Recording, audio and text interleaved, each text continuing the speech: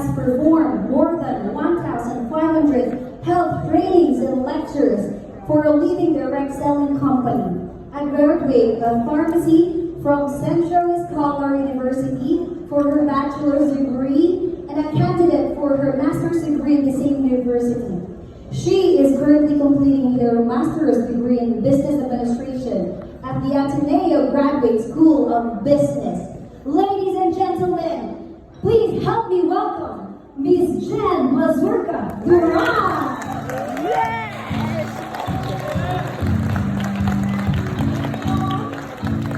Alright, so good morning everyone. This is still being heavily pregnant and taking the life advantage. So I'm sure most of you have attended my webinars and it has been a blow-by-blow training.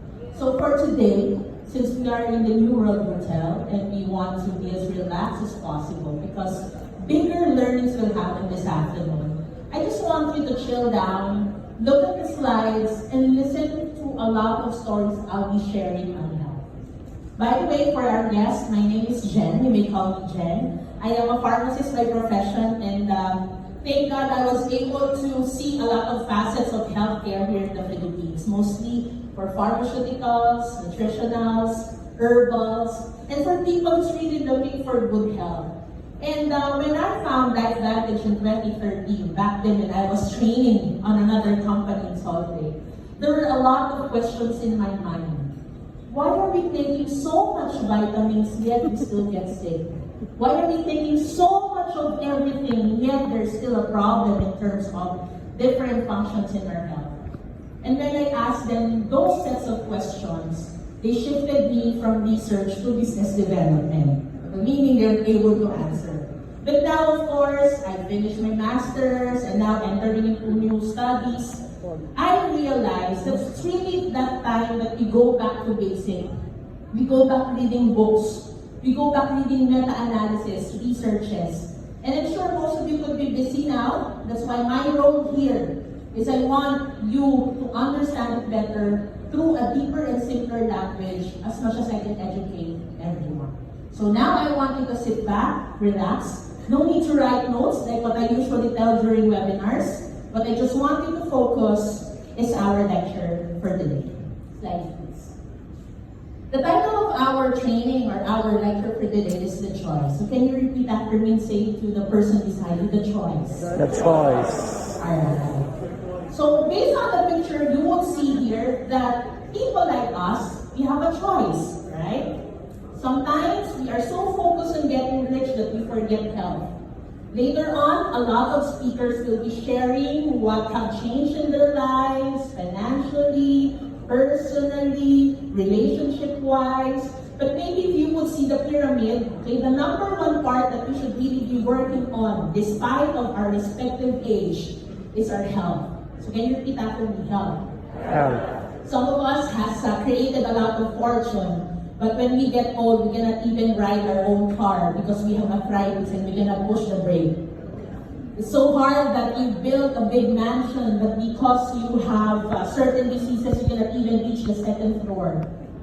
It may sound funny for some, but you know, having the experience to work in a hospital, I've been seeing people telling me, is there a quick fix? Is there a medicine that you can give to my father so that he can spend one more year and at least finish his 60th birthday?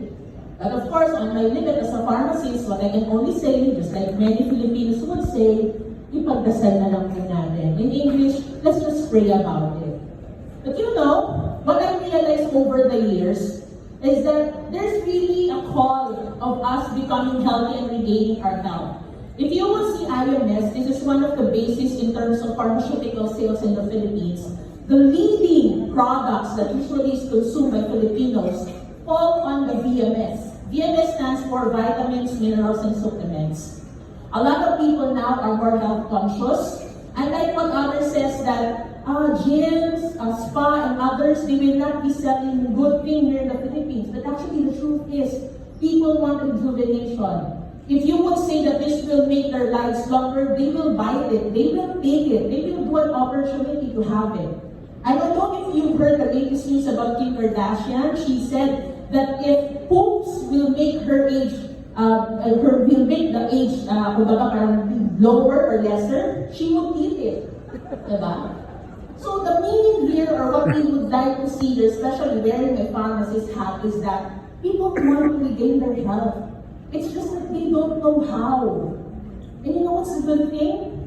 We are in the industry that we know how. It's just that we need to understand what they need. So now that we understand that health is really important, health is a priority, we still see people who get sick. And you know, sometimes if I would go to training such as an experience when I went to Gensan, to CDO, when we had our sales rally in the past 2 months, a lot of people would call or would say to me, you know what, I took the product because I got sick. When I got better, then I realized I have to share the good news. It's not that I'm claiming that this product will really make you perfect and well. But you know, sometimes, when you experience the testimony, it will really change your life, right? So the key thing here is that we want to see healthier people. We want to tell people that there is something within us that we just need to activate. We need to work out. And most probably, this can help us improve and get the answer that we have been waiting for. So, with that, medyo nagkaroon siya. Okay? Working in the pharmaceutical industry, a lot of people would like to have a quick fix.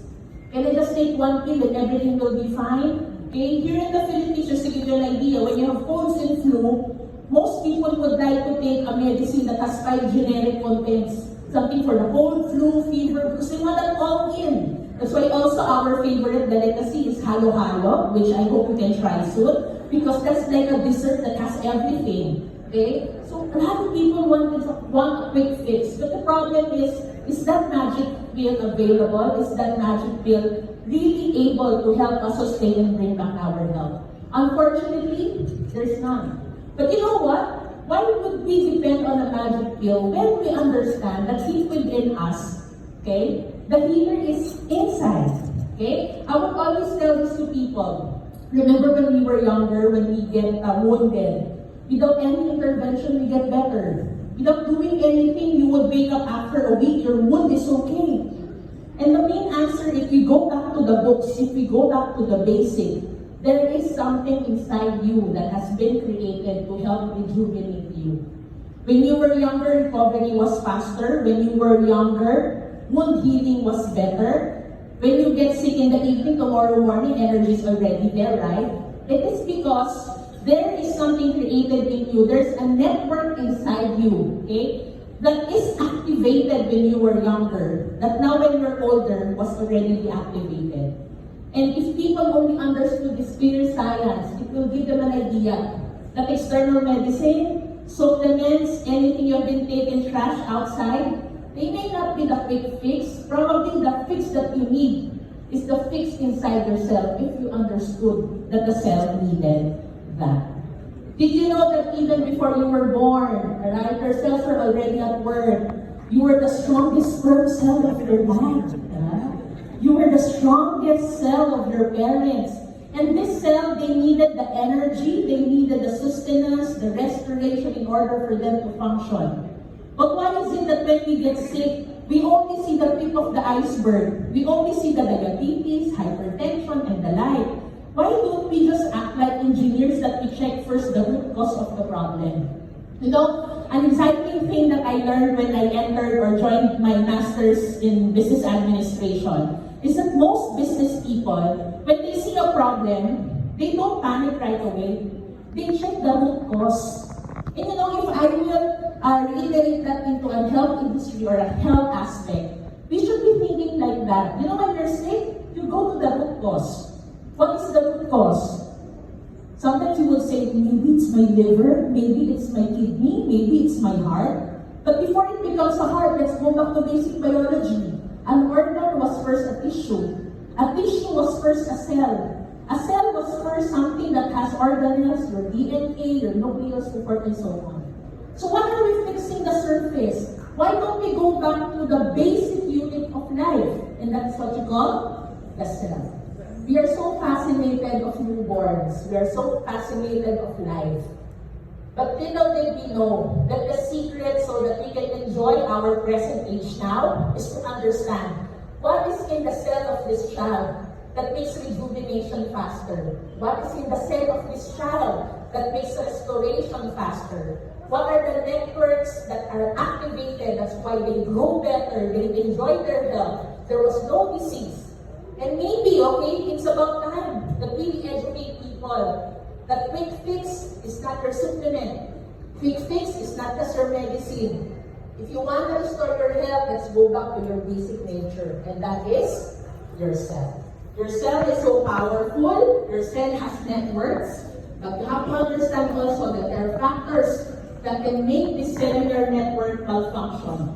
Again, if you would imagine with me, your cell is like a community. There is a church for those who like to maintain their spiritual health. In your cell, there is like a fire station that mitigates fire. In your cell, there's like a school that educates people. It's a network. And if there's no source of energy, there is no sustenance, there is no activation of each part of the community, your cells or your community will not function. Maybe the problem is we have been learning a lot about diabetes, hypertension, and disease, but we lack knowledge of the basic unit of life. Actually, the power of our health is where? In our cellular health. So with that, we understand that there are factors that can make us sick, factors that can cause the cell to diminish in terms of health. That is why we want to educate people, right? That aside from nourishing, or aside from nourishment, you also have to understand that there is a factor in your genetics that can greatly influence the quality of your health. Did you know that that's why some doctors don't like vitamins, because sometimes they could be toxic? Remember during my lectures, I would always say, you should not overdo the A, D, E, and K. Here in the Philippines, we call it addict. Diba? Yung addict sa Pilipinas, alam yung masama yun. Pero yung vitamins yun ng addict, sinusobrahan yun. Diba? We know that these fat-soluble vitamins, instead of doing good, they might shut off certain functions in our cells. That's why you really have to take chance and study more, because maybe nutrition may not be enough to sustain health. Maybe there could be more. So with that, we go back to what are the new things and the new trends that our scientists interested with. I've been, or I had an opportunity to talk to a lot of doctors, because my present task at the moment is new product development for a Philippine company. And you know what? Most doctors will tell me that they're no longer interested in synthetic medication. Why? Because it's a quick fix. That's why it's called maintenance, just to maintain. But they cannot really heal, correct? What they're interested is, what are the components of this food? What are the components of these nutrients that can turn on and turn off the cell? But you know what's the problem? When they start talking about these pharmaceutical companies, they become threatened. Why? Because usually, the business is where? In the sickness, not in the wellness.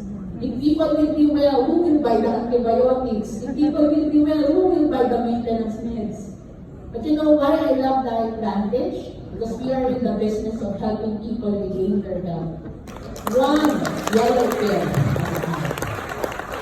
So, we want to be healthy, we want to spend time with family, we want to see our kids grow.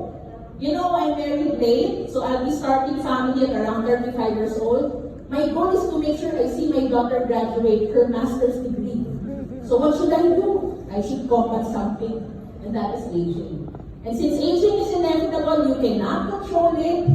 Maybe let's go back to the cell. Why? Because inside your cell, there might be something that I should be turning on all the time so that I can enjoy my health. So you may not know the science, but you can feel it.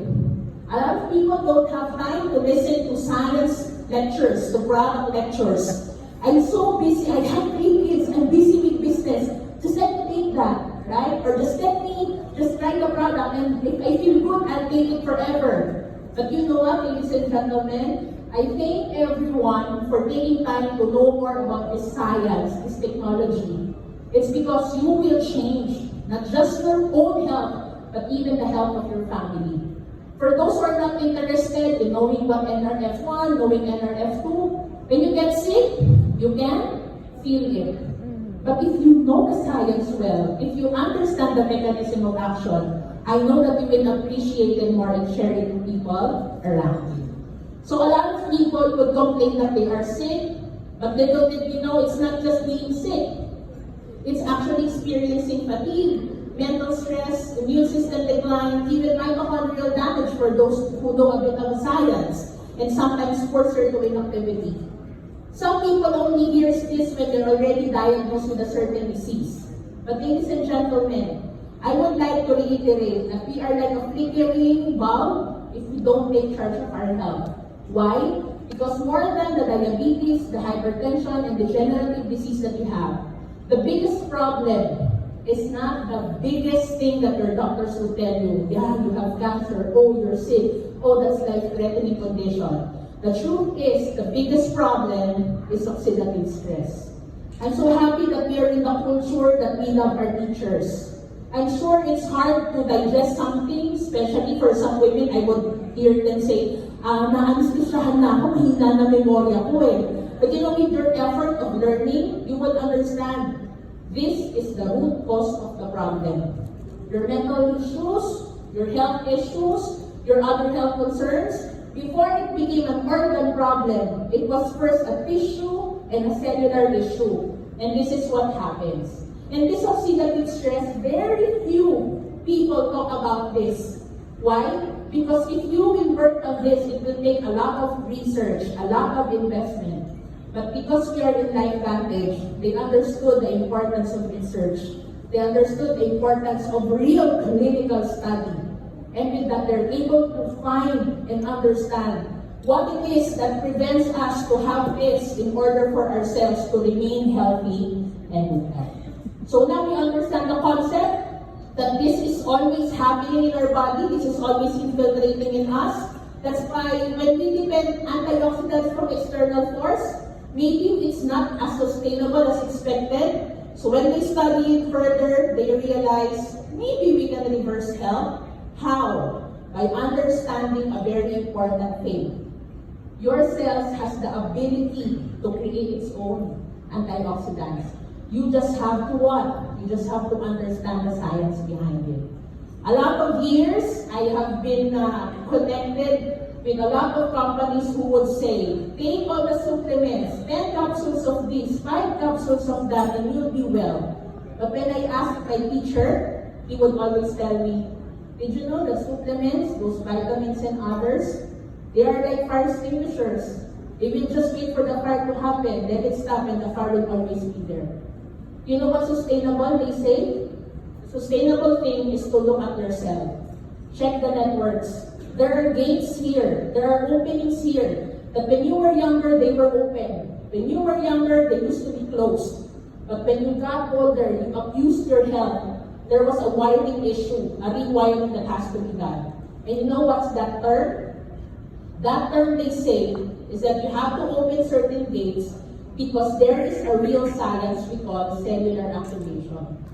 There are gates in your cells, there are openings and pathways in your cells that because when we abuse the body, they got closed, you have to reopen them. A lot of books you will see, even meta-analysis would say, that when you activate your cellular functions, it can boost and create antioxidant and cultivate natural processes. Why do we always want something that is external force? Why don't we just open the capability of our cells? You know, do what has always been done better. Meaning, your cells can heal itself. You just need to reopen certain channels. And that's what the promise of cellular activation is. And I'm glad it's already in the Philippines. Why? Because we have been drowning in a lot of vitamins. A lot of people would blame A to Z, 10 times of this, 50 times of that. Maybe it's high time to educate people. It's not about the amount. It's not about how many tablets you take. It's about making sure your cells absorb it. But if the cells are not openly activated, how will it get the nutrition, right? So this may be a bad news for those who have been avidly using vitamins or medicine, because you might be wasting money actually. The answer is within your cells. Some activation has to be done, and that is the reality. So if you are a bulb that is diminishing, you can reopen it again. You can reactivate it again. You just have to re-educate. Kailangan natin lutuin yung pride natin na ito yung science na hindi natin napag-aralan. We really have to accept the fact that there is this kind of technology present. And now this is in your hands. You have to study well and you have to share it to people. Let's not waste money anymore. There is real science in nutrigenomics. There is a science in making sure and understanding what components of food can turn on and turn off genetic channels in your body. You don't need so much. You just need specific, ingredients to activate them. Because if you won't understand, scientists realize that there's really a correlation on diet, health, and genes. And when we open certain pathways, there are greater promises of longevity, energy, and protection. So why are we asking the Philippines tomorrow to flip the switch? Because when we flip the switch, we help people realize that they can regain their health. We will help people decode certain networks inside the cell that wasn't explained in your biology 101. But this is real fact. This is real science. You have been taking so much nutrients, but we didn't know there were networks that has to be fixed. And what networks can be fixed by? It's by cellular activation. So I hope when you say you're healthy, you mean cellular activation.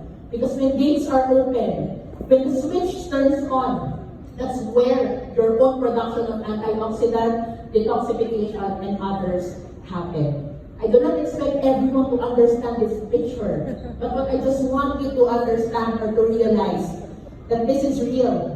Biochemists, scientists didn't waste time to plug this network inside yourself without or for nothing, right?